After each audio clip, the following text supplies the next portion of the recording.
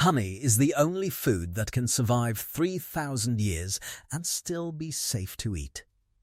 Archaeologists proved it in 1922 when they opened an Egyptian tomb and found jars of it that had outlasted empires, wars, and the collapse of the very civilization that made them. The seals were intact. The honey inside had barely changed. No refrigeration, no preservatives, no modern chemistry of any kind, just a jar, a lid, and 3 millennia of silence. That fact alone sounds almost mythical, the kind of trivia you mention once and forget. But here is the part almost nobody connects to it. The very system that produces this near-immortal substance is, right now, quietly collapsing. And if it fails, the consequence will not be a shortage of something sweet on your toast. It will mean the disappearance of roughly 1 in every 3 bites of food humans eat. To understand how something this small became something this dangerous, you have to go back to the very beginning, long before Egypt, long before pharaohs, long before anyone thought to worship it. You have to go back to the first humans who ever dared to steal it.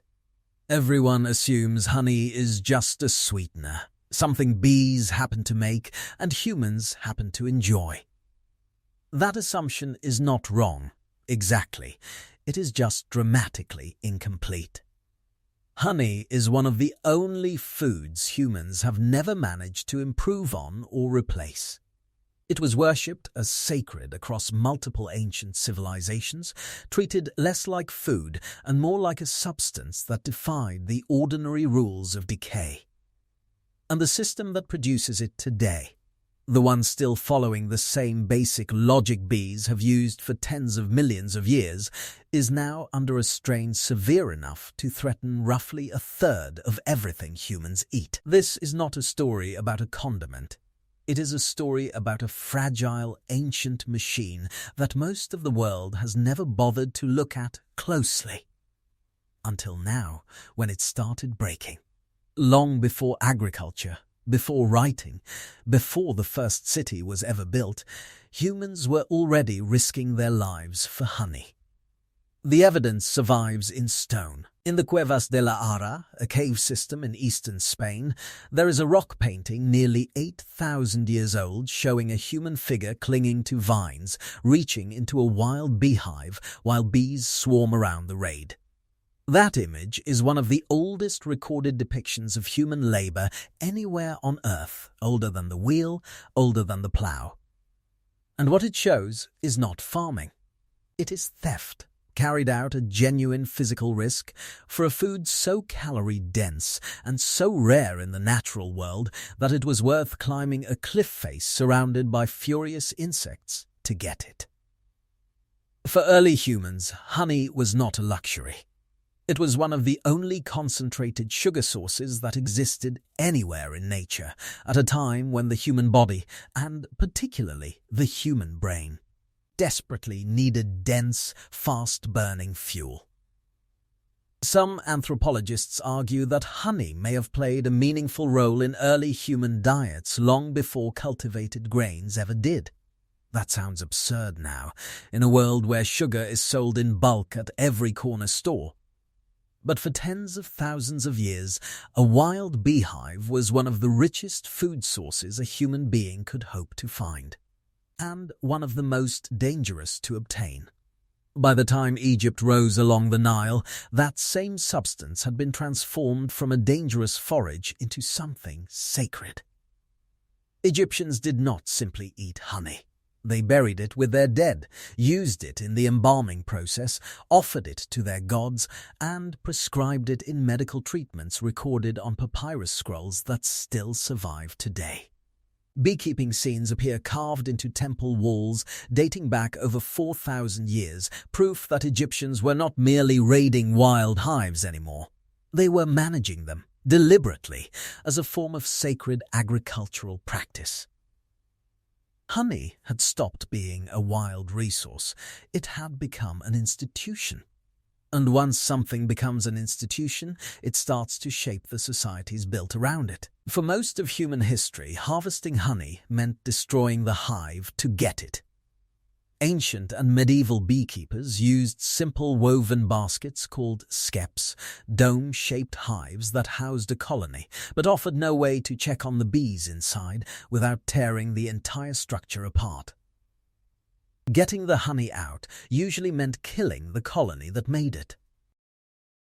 It was inefficient, wasteful, and it capped how much honey any single beekeeper could realistically produce year after year without starting over from nothing.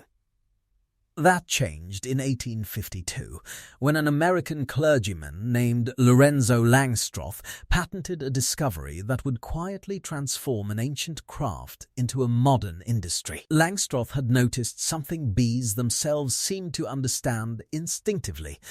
If you leave a gap of roughly 3/8 of an inch between surfaces inside a hive, bees will neither seal it shut with wax nor fill it with comb. They leave it open, as a kind of natural passageway. Langstroth used that narrow margin, now known as bee space, to design a hive built entirely around removable wooden frames. For the first time, a beekeeper could open a hive, lift out a frame heavy with honey, harvest it, and return the frame completely intact, without destroying the colony that made it. The real shift came when beekeepers realized what this actually meant. Honey harvesting was no longer a one-time raid. It was now a repeatable, scalable, sustainable process, something that could be done year after year, hive after hive, without wiping out the bees each time. Langstroth's design became the foundation of nearly all modern beekeeping, and it is still the basic architecture used in commercial hives today, more than a century and a half later. What had once been an act of controlled destruction became something closer to a partnership, and that partnership was about to be put to work on a scale nobody in 1852 could have imagined. Once honey could be harvested reliably, it stopped being a local curiosity and became something empires competed for. In the ancient and medieval world, honey and its byproduct, beeswax, were valuable enough to function almost like currency in certain trade networks. Rome imported honey at scale and taxed it. Medieval European monasteries kept extensive apiaries, not primarily for honey but for beeswax, which the church required in enormous quantities for candles used in religious ceremonies across the continent. For centuries, a significant share of Europe's wax economy existed to serve the demands of organized religion, and beekeeping monks became some of the continent's most skilled apiarists as a direct result. Fermented into mead, honey also became one of the earliest alcoholic beverages in recorded history, brewed and traded across cultures from northern Europe to parts of Africa and Asia. Each region developing its own version of the same basic idea: sugar, water, and time. And when European colonizers began crossing the Atlantic, they brought honeybees with them. Not native to the Americas, but transported deliberately, hive by hive, as part of the broader project of remaking new land in the image of the Old World. Indigenous peoples in parts of North America reportedly came to associate the arrival of honeybees with the approach of European settlers before the settlers themselves even arrived, watching the insects spread west ahead of the wagons.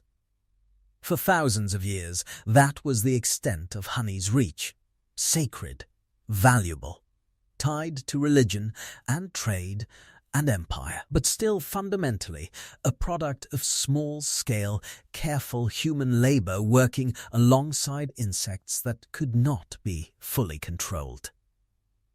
That balance was about to be tested by something far larger than any king or church had ever demanded. If you're finding this interesting, hit subscribe. There's a lot more like this coming. Behind honey's sacred reputation sits a history that is considerably less gentle. In parts of Nepal and India, honey hunting still exists today in something close to its ancient form. Climbers scaling sheer cliff faces on handmade rope ladders to reach the nests of the world's largest honeybee, Apis dorsata, hanging from rock overhangs hundreds of feet above the ground. The practice is often framed romantically in documentaries as a kind of timeless tradition. By most accounts, though, it remains genuinely dangerous work, carried out for comparatively little financial return, by communities who often have few alternative sources of income. The exploitation runs deeper than individual hunters. Historically, in various colonial economies, apiary and plantation labor tied to honey and beeswax production was, in some documented cases, performed by enslaved or coerced workers, though the historical record on the specifics varies significantly by region and period. And most historians caution against treating it as a uniform global pattern. What is better documented and arguably more consequential today is a different and more modern form of extraction: the treatment of bees themselves as disposable industrial infrastructure. In the second half of the 20th century, as agriculture industrialized and shifted toward vast single-crop monocultures, almond orchards stretching for miles, blueberry and apple farms with no other flowering plants nearby, a strange new industry emerged. Commercial beekeepers began trucking millions of hives across entire countries, renting out bee colonies to farms that had no natural pollinators left of their own. The bees were no longer being kept primarily for honey. They were being kept, transported, and worked. Primarily as a mobile pollination labor force, a for-hire biological workforce moved thousands of miles a year in the backs of trucks, exposed to unfamiliar pesticides in every new region they were driven to. Many historians and entomologists point to this systemic stress, not any single cause, as the beginning of a crisis that would soon become impossible to ignore.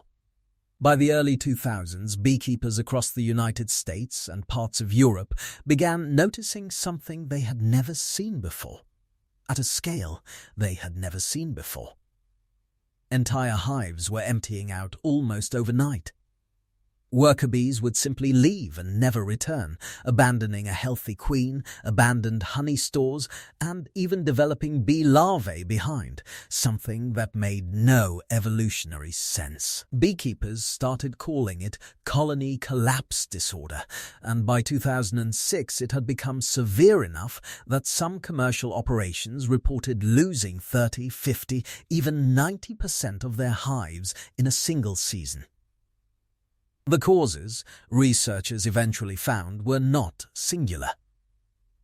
The dominant explanation, though still debated in its exact proportions, points to a combination of factors converging at once: a class of pesticides called neonicotinoids which impair bee navigation and immune function even at low doses, parasitic varroa mites which had spread globally and weakened colonies from within, habitat loss from monoculture farming, which left bees with fewer diverse food sources, and the accumulated stress of being trucked across the country for pollination work, exposed again and again to unfamiliar chemical environments.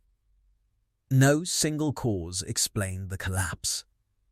The system itself had become the problem. The very industrial machine that had made honey and pollination so efficient was now the thing undermining the health of the bees required to run it. What happened next changed everything. Governments, researchers, and eventually the public began to grasp a fact that had somehow gone largely unnoticed for decades. Honeybees were not simply making a pleasant condiment. They were quietly responsible for pollinating a huge share of the crops that make up the modern human diet. The story of honey, it turned out, had never really been about honey at all.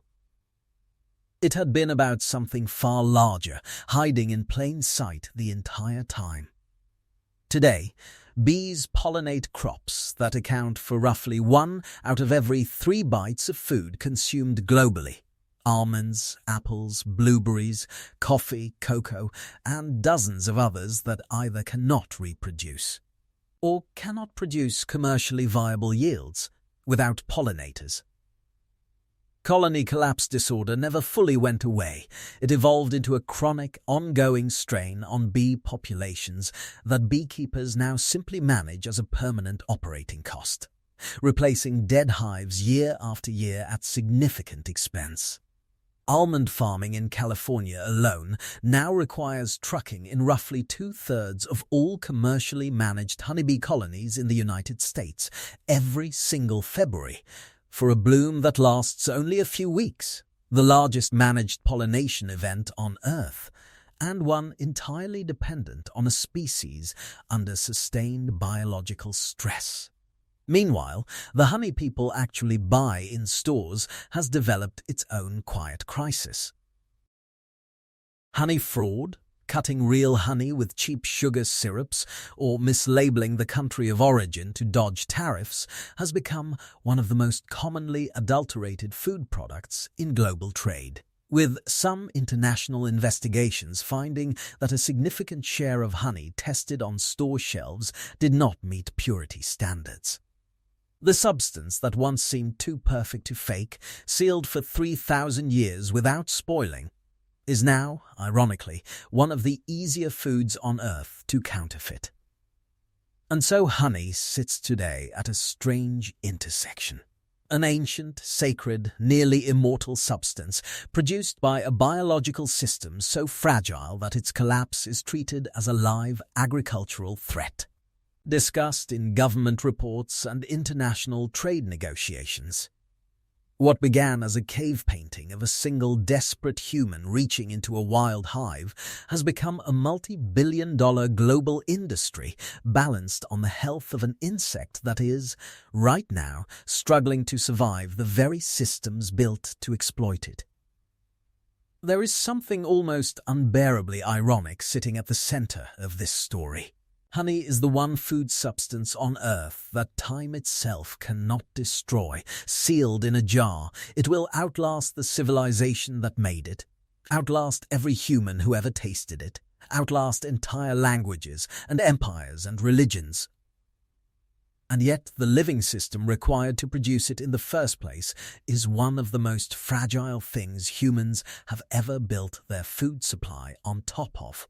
3,000 years of permanence, resting on the wing beats of an insect that can be wiped out by a single bad season of pesticide exposure. That contradiction is really the whole story. For most of human history, honey looked like proof that nature could produce something perfect and untouchable. A food immune to decay, worshipped by pharaohs, fought over by empires, sealed inside tombs as a gift meant to last into eternity. Nobody for thousands of years thought to ask what would happen to the insects making it. The bees were simply assumed to be permanent, the way honey itself seemed permanent. It turns out that assumption was the flaw the entire time. What the modern honeybee crisis reveals is not really a story about a jar of sweet, ancient liquid. It is a story about how easily humans mistake something's outward permanence for the strength of the system underneath it. Honey never broke. It cannot break.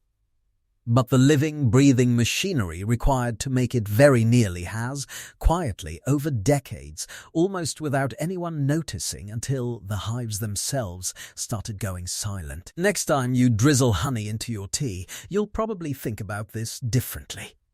Subscribe for more hidden histories and let us know which chapter of this one hit hardest. Was it the 3,000-year-old jar? Or the bees trucked across a continent to keep your almonds growing?